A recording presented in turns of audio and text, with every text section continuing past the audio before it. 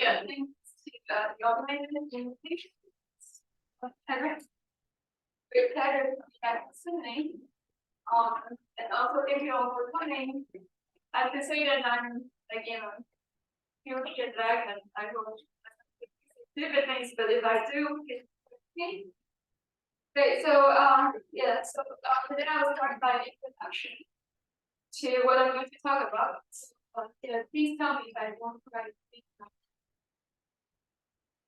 So I want to speak about the relationship between a category and how to relate them to cohomology varieties. So when you have a certain category, or if you just have a ring, and then something, so then the center of A is just the subring consisting of all the elements which commute with everybody else.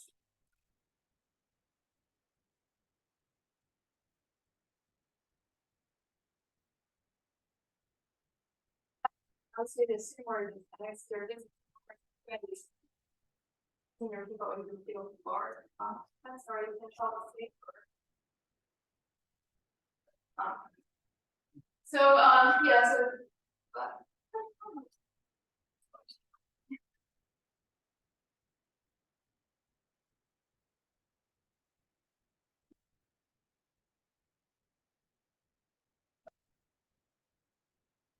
right, and in this lectures we'll often talk about center of the category. So what does it mean? If you have a category C, then its center is defined as the range given by all the natural transformations of the identity buffer. So what does it mean? Give a natural transformation of a certain function to itself. It's just a family of morphisms. Like you give a morphism for each of the objects you see. So here Zn is the element for each n is just an endomorphism of n.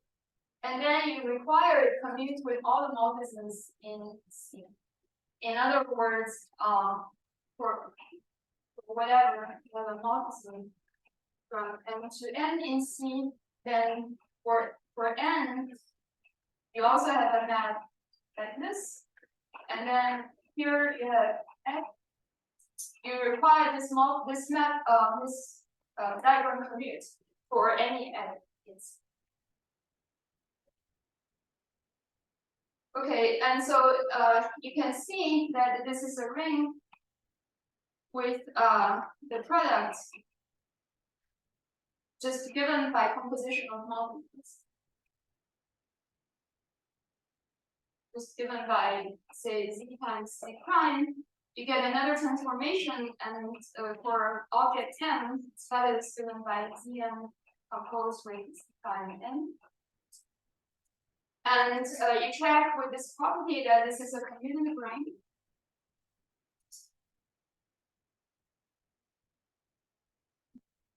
And the identity morphism it has unit. And moreover, if the category started with is a k-linear category, well, that means basically additive and its home space are k-linear vector spaces. Then this is a K algebra.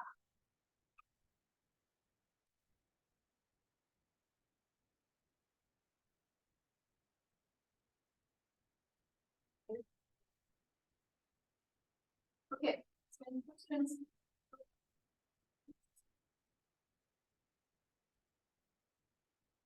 I have two exercises for you.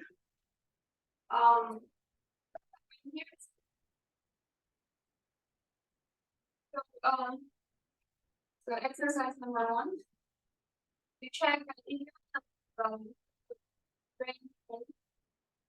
and then you take your category to be the category of all the A values, then so of course you have a natural map of A. Is the center in the sense that the first row to the center of the K category of A values, which is just given by. So this is an element which commutes with everybody else, and then here you want to get a morphism for each of the modules, and then you just define this on module M. It's be given by multiplied by this element. So I think this may not be the idea, but so M to the same times M. And then you check this is, or check this is well defined, and you check this is actually an isomorphism. And the inverse is just given by you have a family of objects here. You have a Z here. You have a family Z M here. Then A is in particular an A module for itself. Okay? And then here you look at the value of this module A to A is 1. You check the elements in super, and then you get multiples back, and you check their inverse to each other. So for an aggregate, talking about the center in a normal sense, or the center of this category of modules is the same.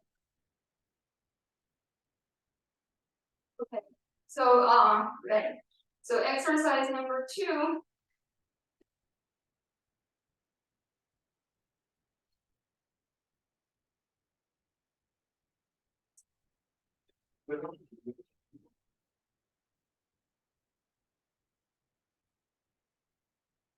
So assume we have a Boolean category with enough projectives.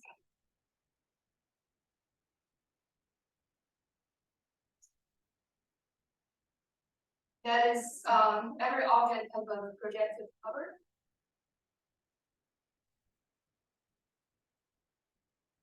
And then we can take P to be the full additive subcategory.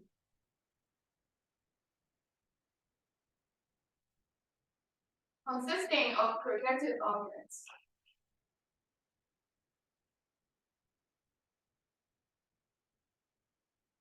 And then, well, if you take an element in the center of this of C, you can restrict it. You can restrict your negative transformations to objects in P, and then you get a map from the center of C to the center of the subcategory, and you check this is actually an isomorphism.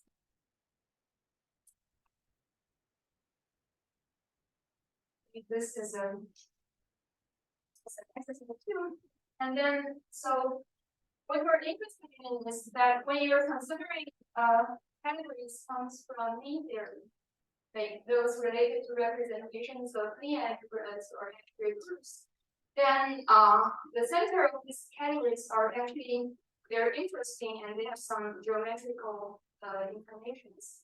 That is the type of thing I want to explain in these lectures, but maybe let me first give you a few examples of these. So first of all, if you take the principal block of category O for a semi-simple Lie algebra, you don't know this, you don't need to worry. I will be explaining more details later on, but for the moment, just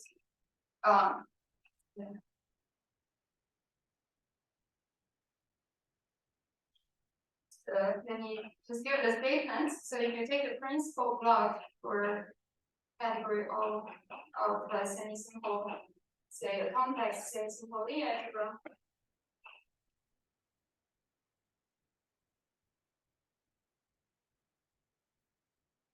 then in this case, it's a theorem in Soergel.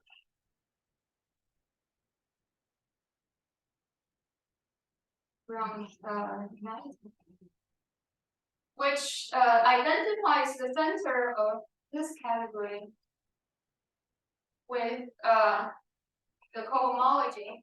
So here is just a singular homology of the topological space attached to the algebraic variety, which is the flag variety for.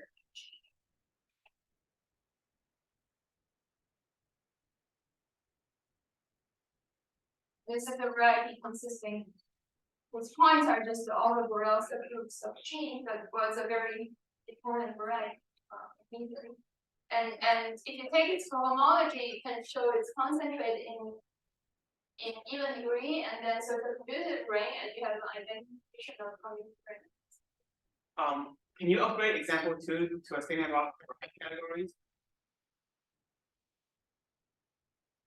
Yes, I think so.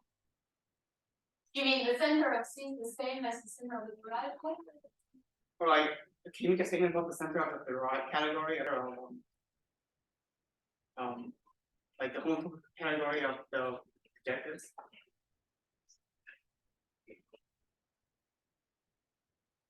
Or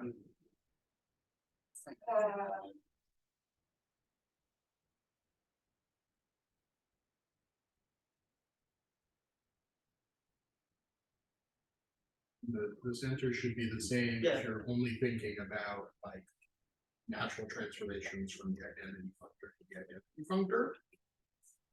You might want to think about natural transformations from the identity functor to triangular shift, and then you would get a bunch of. This way. So it all depends if you allow, if you're just doing the angle of identity, then it's the same. Identity form identity plus to identity plus all.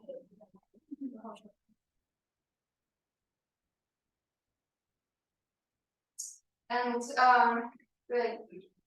And so yeah, this is just the first example of this, and then there's some variation. For example, if you take the center of a singular block, you get homogeneous some partial diagonality. And then there's a second type of such statement, which is only in type A.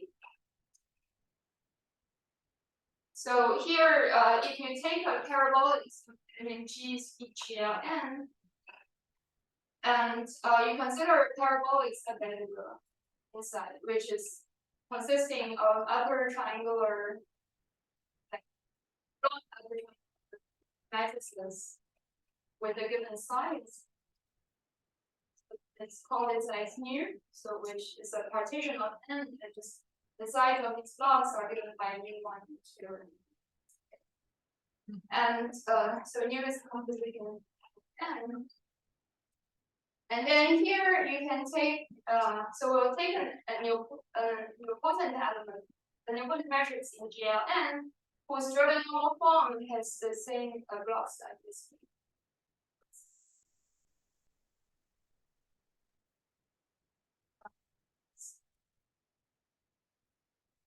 This Jordan normal form is 13.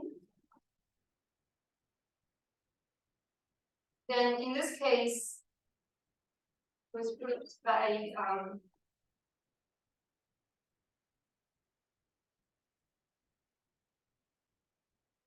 Brennan.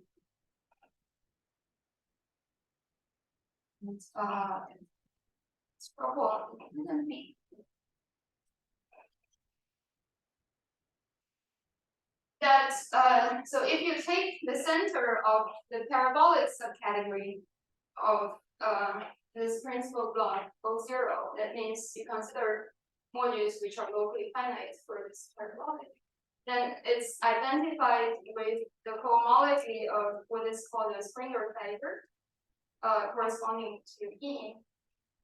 So here, so yeah, the flag variety is called B. So this is all the Borels. Borels and Borel G.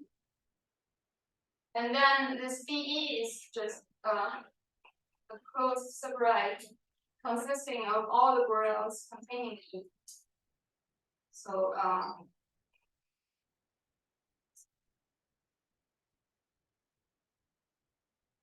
so this is a second type of example for such a statement, and then eventually what I want to get to at the end of this lecture is a relationship between the center of module category over some small computer in module and related to cohomology of some Affine Springer fiber.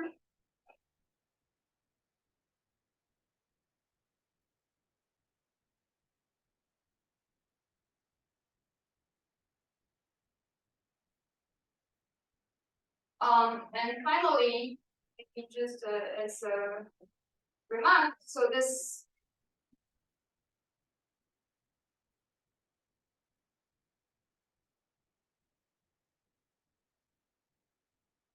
does it not go on?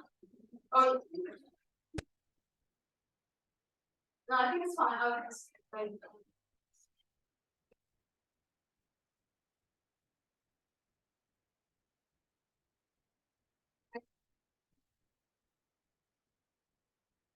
Right, so maybe that's the only point where I really made some connection to the title of the conference, which is categorification. Say in categorification program, we get this cyclotomic fiber hexagonals.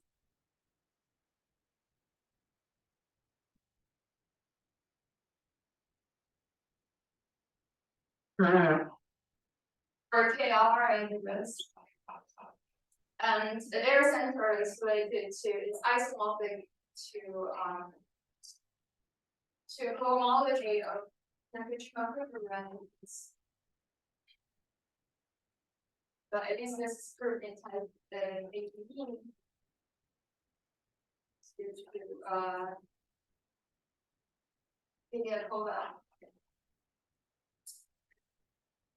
Anyway, so the west circle.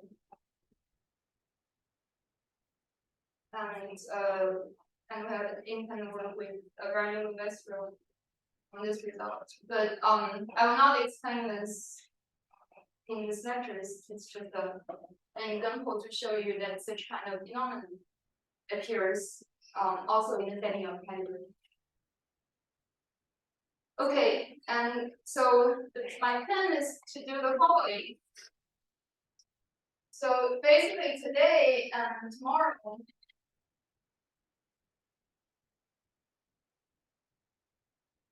I want to explain in some detail this result of the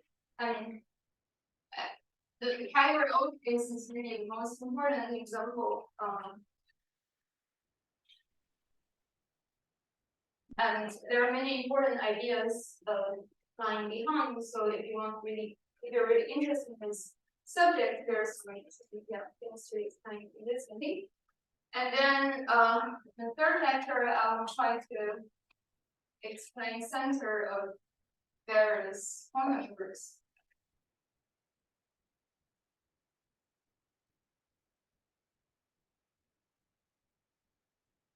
Groups of unity. And in the last lecture, I will try to get to this isomorphism. Explain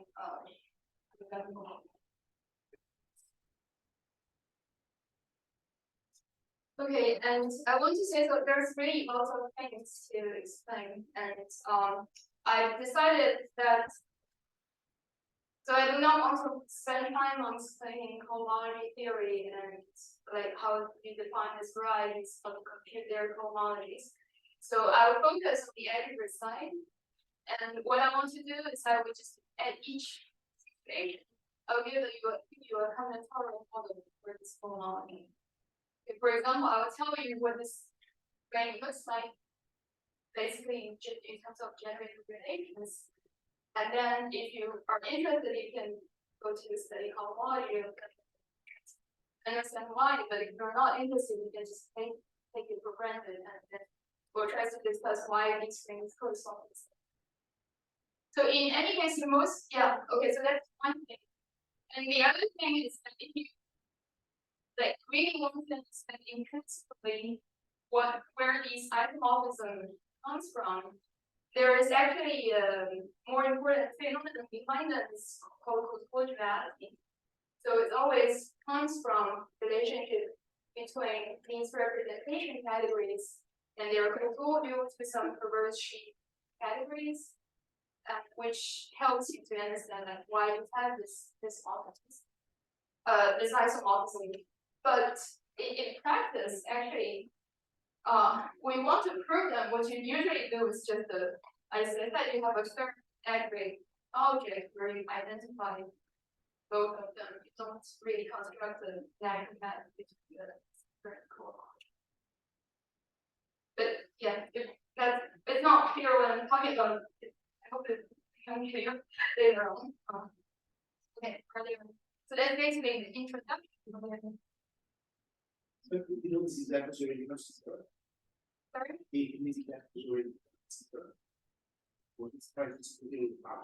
Yeah, so here I'm basically talking about characteristic 0, but in certain situations you can do characteristic. For example, here you can do and then you will just need to replace the coefficient of homology from C to 0 with some conditions on the characteristic. Yeah, so this is for something like this. And there are some situations, yeah, here you get Euler category.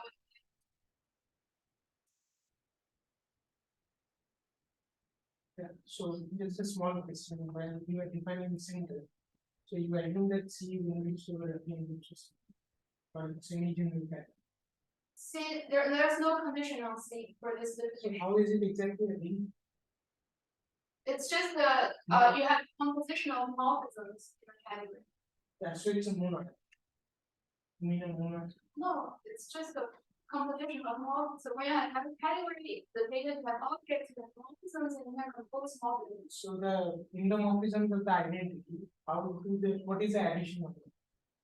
Identity is the identity concept. You should not confuse it with there's a notion of center for a monoidal category, which is something different than what I'm talking What I'm asking is if it's a ring, what is the addition? Okay. Sorry. Maybe I should assume. Maybe that is hard. Yeah. Maybe I would say monoids. Yeah, if it's okay. then it's Let's say it's monad. additive type. That you have additions on all.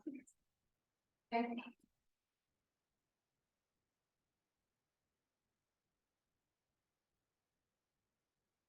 If I replace the principal block by a singular block, then I just replace the block variety by the partial block variety, right? That's right.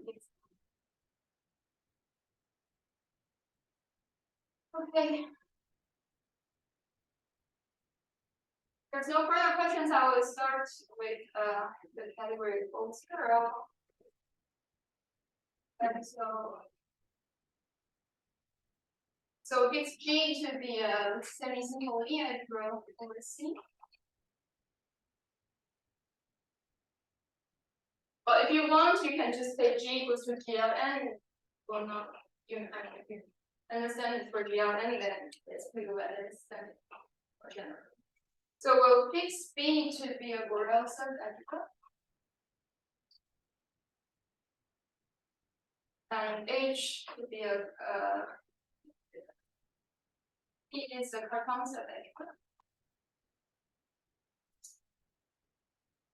So in the examples here, just take we can take P to be of the triangular matrices, and then T just the subintegral consisting of diagonal matrices. So we'll take UG to be the enveloping integral of G.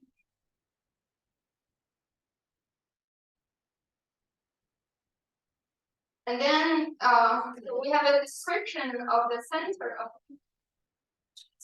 the horizontal here.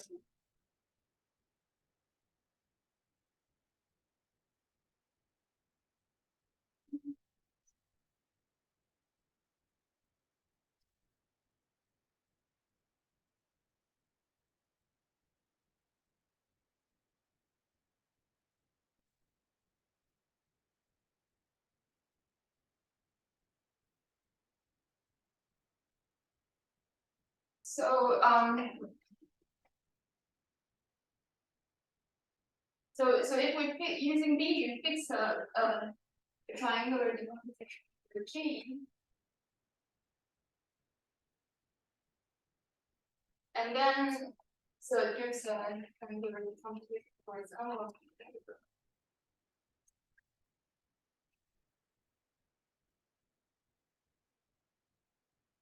And you can project this. I'm sorry, how you stage. Otherwise, I'll fix the later.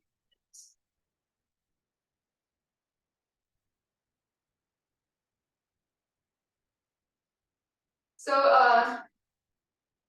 well, here you have the PDW basis, and then you can just project to those monomials with only entries. Have a projection UH, and on the center, it's restricts to an algebra homomorphism from the center of to what? So here H is the commutative algebra. The analogous algebra is the symmetric. It's the same as the symmetric algebra of H. So the restriction of this map itself is not an algebra homomorphism, but it restricts to an algebra homomorphism on center, and moreover, it ends inside what is called W dot invariant part on SH. So let me explain this. So H, you can view it as linear functions on its linear field. And so this ring identifies with all the regular functions on H field. And on H field, we have an action of the while group. So W is while group. And the dot action is defined by so W dot of the element lambda is given by W acting on lambda plus rho minus rho. Your rho is the half sum of all the positive roots.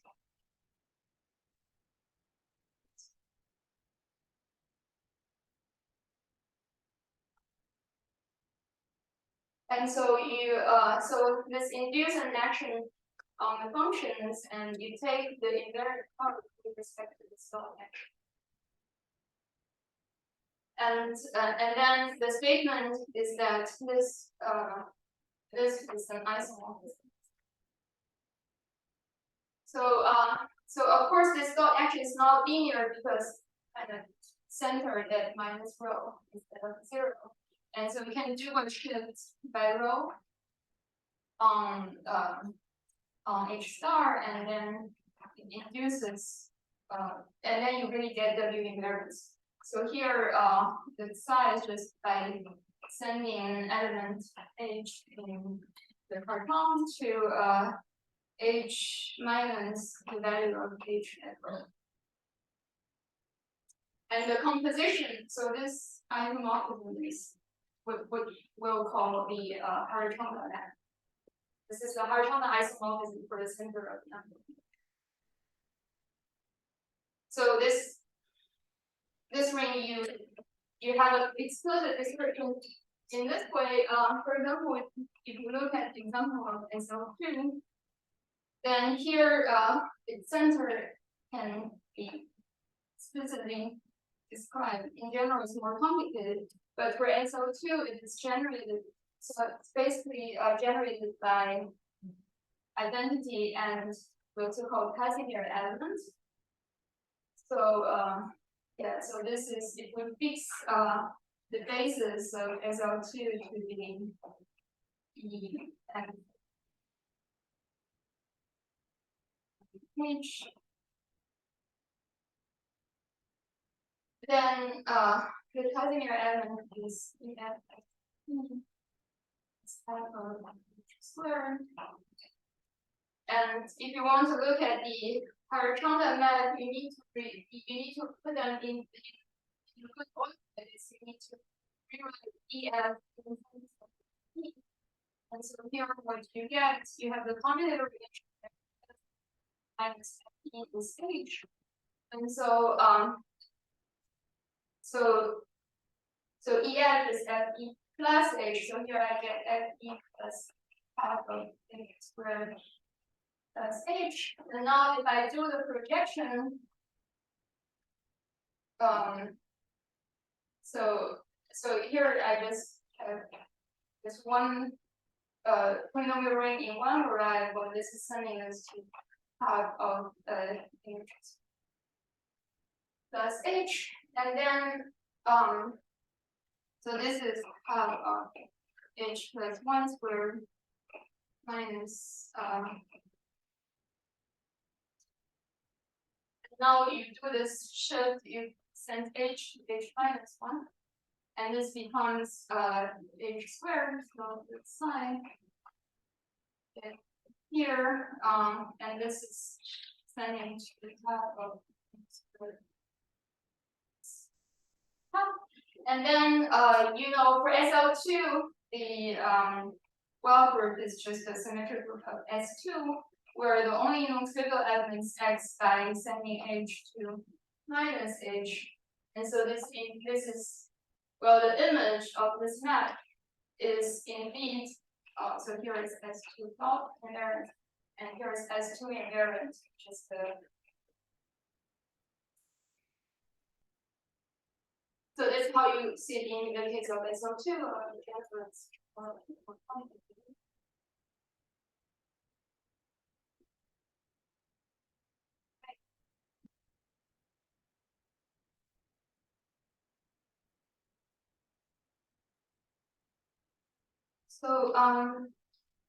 So the category O is defined as follows. So it's a full subcategory of the category of all the G modules, which is equivalent to modules over the envelope integral, and consisting of the following objects. So you assume that you take N, which is a G module. Assume it's finitely generated over the G, over the envelope integral, and if the carton acts semi-simply, so it decomposes into weight spaces. So here, lambda is element HQ, and n lambda is just the subspace of elements n, such that Hn is equal to Hn.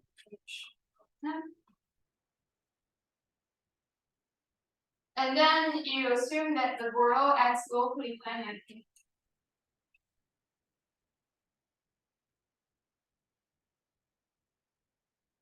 That means for every vector in N, you have a finite dimensional subspace containing that vector, which is stable in reaction.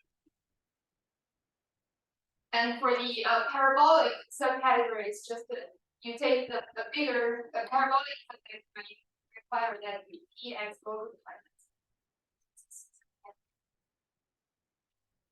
So this category has a few, has very nice properties. So it's a Abelian category. It's also home finite. That is, you take two objects and consider their home space, the finite dimensional vector space. And there are a few important objects you need to know in this category.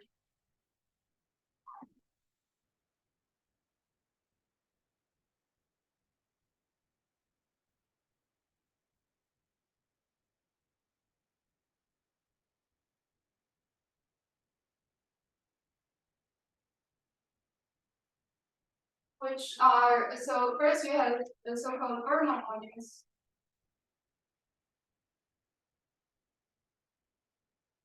This for each lambda. So yeah, so lambda in HQ you view it as a map from the linear map from H to C, and then you can project your Borel onto the carton by identifying the portion of the this gives a representation of B, and the Borel module is just given by inducing. It's one dimensional.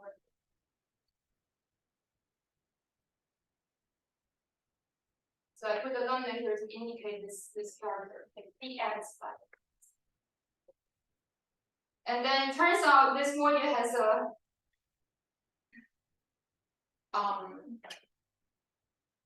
so yeah, so first of all, from this definition, you can see how the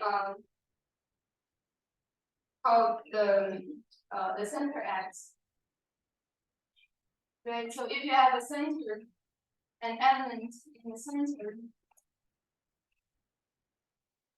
then when x, so it has a positive power in b, it will go through it. It's in n will x by 0.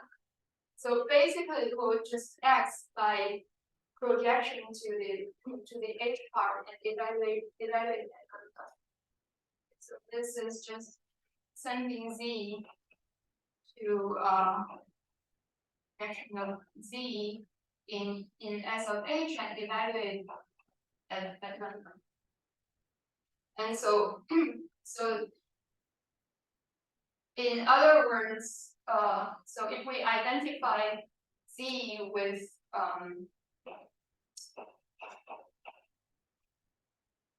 the w dot invariant in h star, then this is just evaluation and random. So if you do the shift, then you evaluate it. Anyway, so and so this ring is actually C, and this gives you a central character which I will call it by title. Okay. And then the second thing is that the verbal module has a unique simple quotient.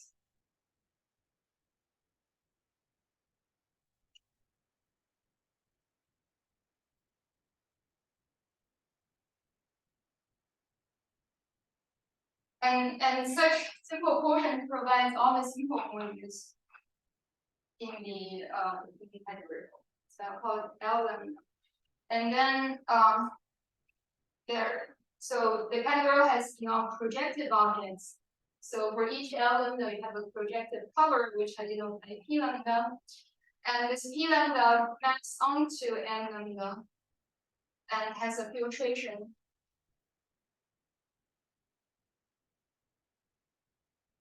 So it has a filtration whose subquotients are Bernoulli modules, are some Bernoulli modules.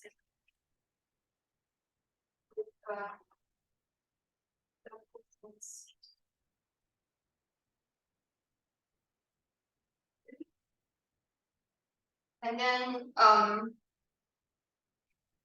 there's a fact which is called VGG reciprocity. Yeah, so these are like some very classical facts. I just recall it for you to have the context. You have to learn this. You need a textbook for understanding. Okay, so the multiplicity of a certain m mu appear as subquotient in E lambda. This is equal to the multiplicity of L lambda.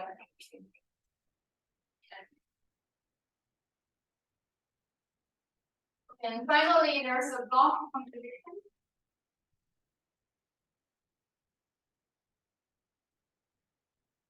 So O is actually a direct sum of some subcategories, where here I take lambda to be in the quotient of HQ by the W dot action.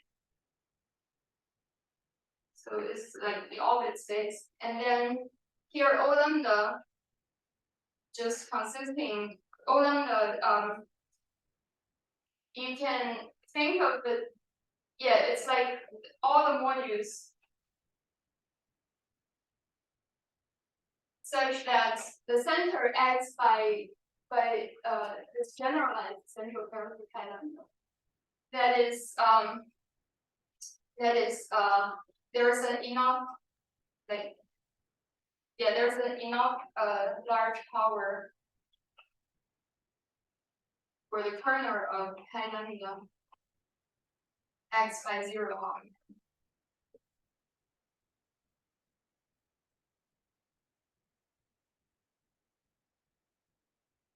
And then, so the only the simple Verma objects appear in this category can only be those of the form and W lambda for this. So in other words, maybe in the following, what I would do is that for each of these quotients, you take a representative in the dominant chamber, or in this minus rho dominant chamber, and then I'll take that representative and you take in other words, I take ranges in dominants, and then so all the vermas of this form appear here and its posts for example. So in particular, you see that this category has finite many simple objects, in contrary to the entire category O, and moreover,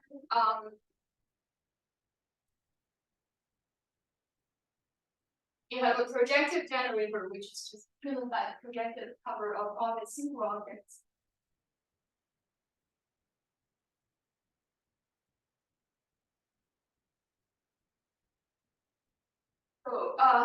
So O lambda is equivalent to modules over this algebra.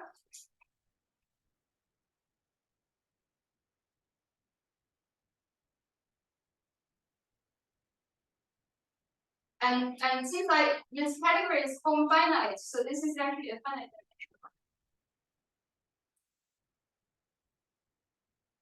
So although when you define category, although you started with the infinite dimensional algebra, at the end, these blocks are modules over finite dimensional algebras. We can apply all the results we know about finite dimensional algebras. And all right, so okay, so now I explained the setup, and what we're going to be interested in is the so-called principal block, is the one corresponding to lambda equals to 0. But this is like the most important block, because other blocks, if it's lambda regular, then it's trivial, and it's always and if lambda is integral, then it's always equivalent to O0. Or for singular blocks, we can derive what most of the results we want from O0 to them. Okay, and in O0, so there's an important projective, it's called anti-dominant projective. So which is indexed by the longest element W0 W dot 0. And in this projective, each verma appears exactly once.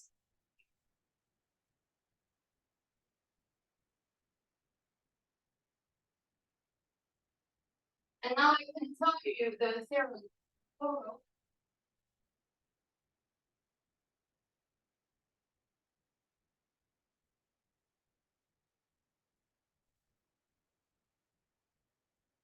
Which says the following. So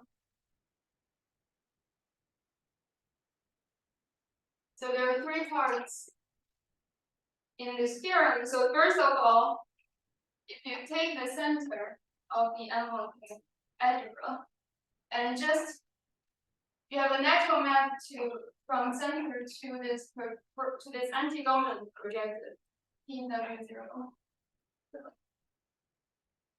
Just by multiplication. And this map is surjective.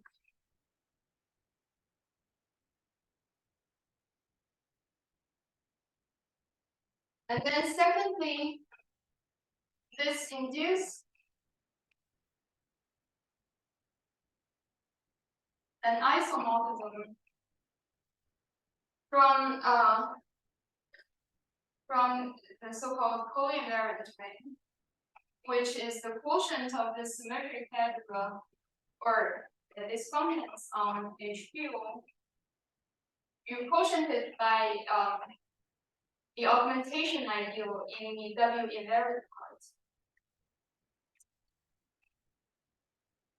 And then it induces an endomorphism between this ring and the endomorphism ring of this endodominant ring. Okay. I'll explain how it induces. It's not, but and finally, there is an identification between the center of the principal block and this endomorphism. So from here, it is commutative. And the center of the category is this principal block identity. So yeah, these are the main statements, and here comes the point: is that this co-invariant ring is equal to the cohomology of the flag variety.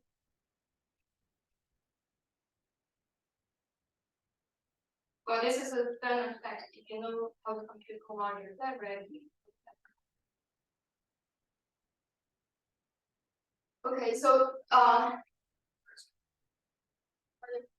Oh, just quick thing on number 2. Sorry, you might have said this. Did you purposely leave out the dot for the W's and W naught? no. Here's W. Okay. It's really W. So it's not the dot action? It's not. It's not just.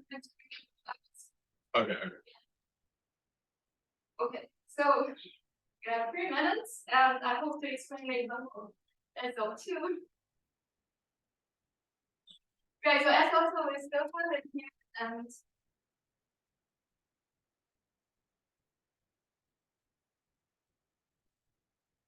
so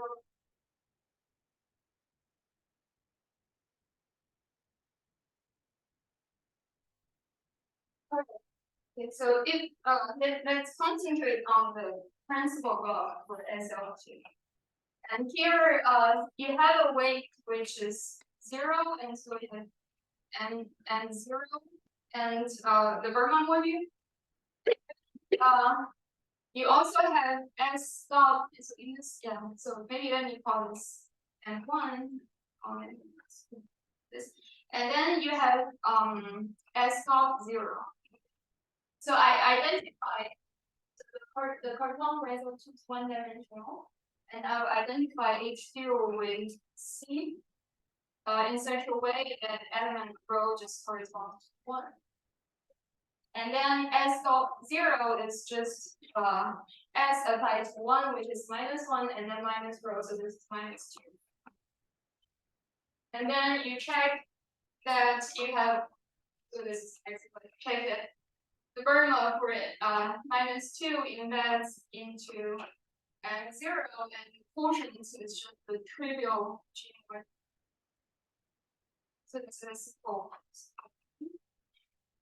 So you have this short ignite sequence in your category, and N-2 is actually simple. So this is L -2. So in this principal block, you have 2 simple objects, which is L0 and L-2. And the Bernoulli satisfy this relationship. And from the BHG reciprocity, now you can compute your anti-dominant projective, which is as dot 0, as long as in S2. So then P-2 should have a quotient M-2, and M0 should also occur here because L-2 will be in M0. Okay, so if you apply BHG reciprocity, you get this. And now if you look at this module, so this is an indecomposable module, and M0 has this form. So here what you get, N-2 is just L-2, and here you get L0, and you have L-2. So if you compute the endomorphism of this thing, you have identity, and then you have an element sending L-2 on top to the L-2 bottom. So this map is called epsilon, then epsilon squared is 0. Because epsilon is projecting this with L-2 and all the other. So if you do it 2 times, you will get 0. So from here you see that of P-2 is C of epsilon over epsilon squared. Okay. And now you look at the map, which sends the center to this plane, and then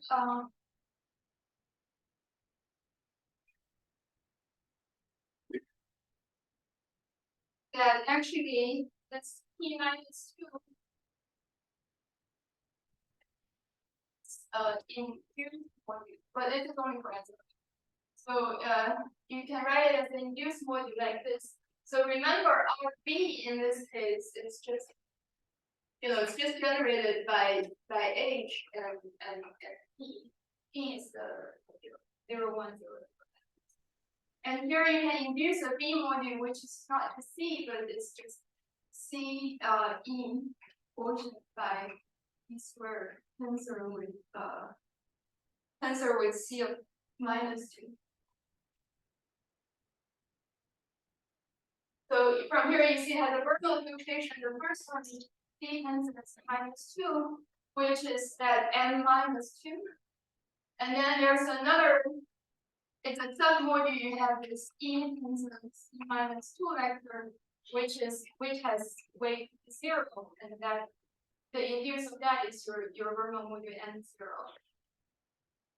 And if you put it in this form, then you know how to compute your image of omega. So you have to put omega and send it to angle of E minus 2. This one. And you look at its image. So H will just go through and give you some complex numbers. And then you look at what does n times E, where does n times E goes to. And you see that F will stay on this side, but E will pass to the minus 2 vector. Okay, so if you look at how this so I should write this. So you have center, and then you look at how does omega acts on the highest vector here, which is 1 tensor B of minus 2. So B of minus 2 is a vector here. And then you observe this is something like twice of F tensor E of B minus 2 plus some scalar times B minus 2. But the point is that here you get this element which is in this verbal module n0. So from this computation, which I will leave it as an exercise. To do it in details, you check that the image of omega is a non-trivial multiple of epsilon. That's some scalar.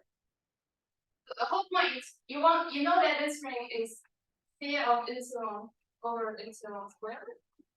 You want to show this map is surjective according to the theorem of Soergel in Chinese, but you want to show that epsilon is in the image. So the point is you want to show you can get it by omega. Okay, and then in my kind of subcells the details, but then you need to do some sort of normalization of this to see that this. But you see this is cohomology because it's like if you have this 2x on this one like minus epsilon, then this is just quoted by the augmentation of the numeric parts. So basically this is the example for SL2, and we'll try to understand the theorem better.